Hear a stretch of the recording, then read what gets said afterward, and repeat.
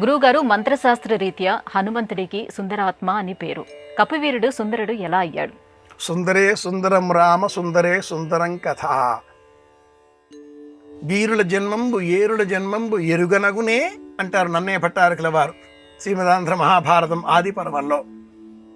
ఏమిటి వీళ్ళ పేర్లు?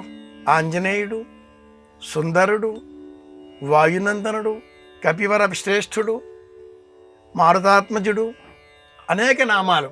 ఇలా పర్యాయంగా లేక ప్రత్యామ్నాయంగా అనేక విధాలుగా సంబోధించేటటువంటి తరుణంలో ఆంజనేయ స్వామి వారిని సుందరుడు అని కూడా సంబోధన చేస్తారు. సంహితాది గ్రంథాలలో అంజన తన కుమారుడికి సుందరుడు అని నామకరణం చేసినట్లుగా చిత్ర గ్రంథాలు కొన్ని తెలియజేస్తాయి. అయితే వాయునందనుడు అంజనీ కుమారుడిగానే ఆంజనేయుడిగానే స్వామి సుప్రసిద్ధం.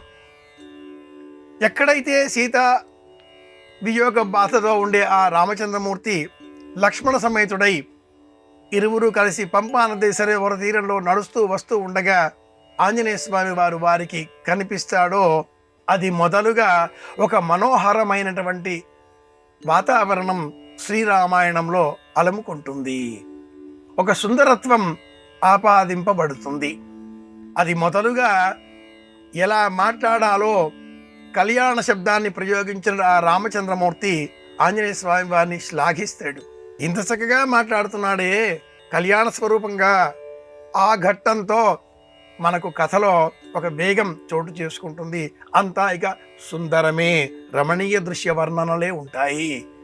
సుందరే సుందరం రామ సుందరం అపి సుందరం అనేటటువంటి ప్రాచీన శ్లోకంలో సుందర శబ్దం పలు పర్యాయాలుగా ప్రస్తావింపబడడంతో ఆంజనేయ స్వామి వారిని సుందరనామంతో సంబోధించడం లోకాచారంగా మారింది. వందే మారుతాత్మజం. అలాగే వాల్మీకి నృసింహస్య కవితా వనచారిణ అనే శబ్దాంతరాలలో కూడా సుందరత్వాన్ని మనం గమనించవచ్చు. పారిజాత తరుమూల వాసినం భావయామి పవమానందనం ఎత్ర ఎత్ర రఘునాథ కీర్తనం తత్ర తత్ర. అక్కడ ఉండేటటువంటి ఆ స్వరూపమే సుందర స్వరూపము.